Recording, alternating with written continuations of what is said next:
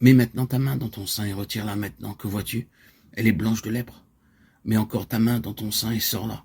Comment est-elle désormais? Elle est propre et saine. Exode 4. Considérons cet aspect de la main. Quelle main?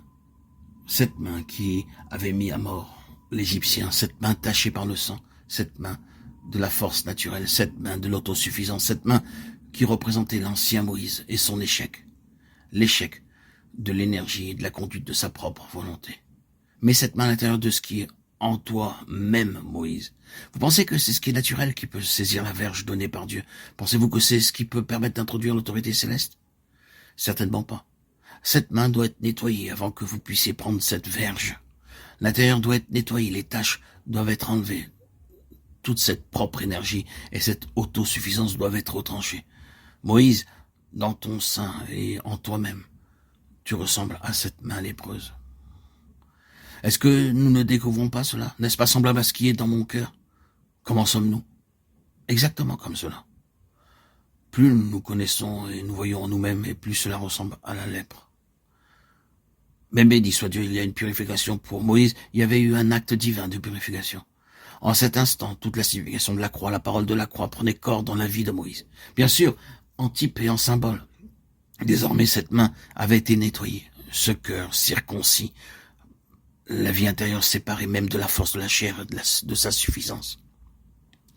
Désormais, il peut saisir la parole de la croix, la parole d'autorité. Il doit en être ainsi. Nous n'avons aucun pouvoir dans le domaine des dieux des Égyptiens, de ces forces spirituelles qui sont agissantes dans ce monde. Nous n'avons aucune autorité dans ce royaume, aucun espoir d'être tout puissant contre cette force.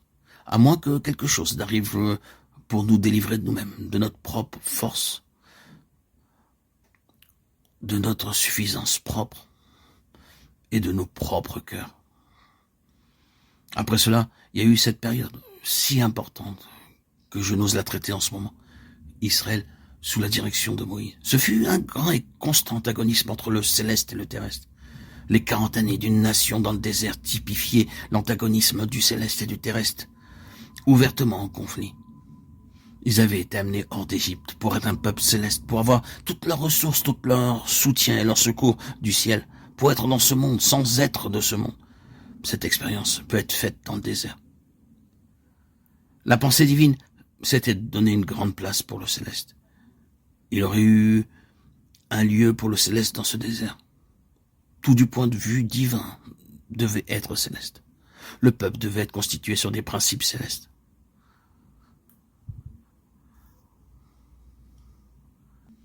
Moïse, sur la montagne, recevait ces principes célestes pour constituer cette nation. Tout procédait du ciel. Toute leur relation avec Dieu dans le désert, centrée sur le tabernacle, était issue du ciel. C'était le modèle montré sur la montagne. Il était céleste. Rien n'était laissé à l'appréciation de l'homme.